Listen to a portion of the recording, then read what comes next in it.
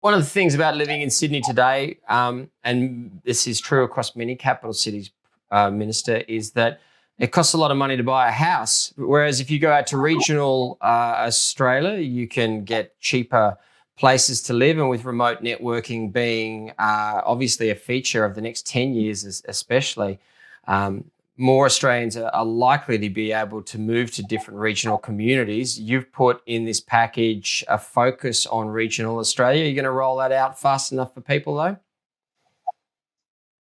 You're right, there is a focus on regional Australia. So one of the things that we've said is, of the 2 million premises that will be in the footprint that will be able to order a home ultra-fast service, so up to 1,000 megabits per second, 950,000, almost half of them, will be in regional Australia.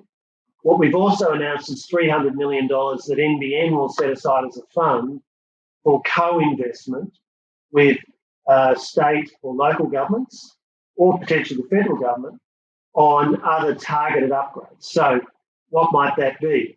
It might be that a developer in a local area says, around a regional town, I want to develop this estate with, or go back and upgrade existing services so that everybody's got fibre all the way, because that could be a selling point for the development.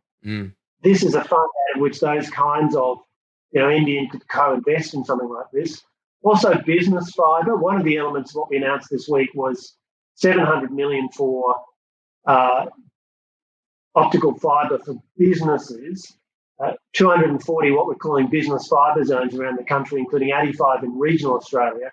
And the idea there is that we want to make it easier for businesses that are interested in locating in a regional centre, be it a Port Macquarie, where we announced that part of the policy, or Rockhampton in Queensland, or Bunbury in Western Australia, or Ballarat in Victoria, these kinds of towns.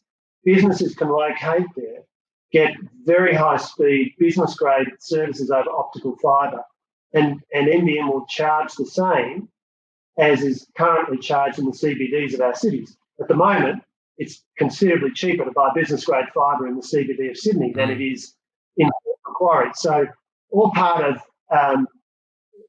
as we encourage people to relocate to regional Australia, it's also important that the jobs are there, and that means attracting the businesses. So there's a number of elements that I guess have come together in this announcement.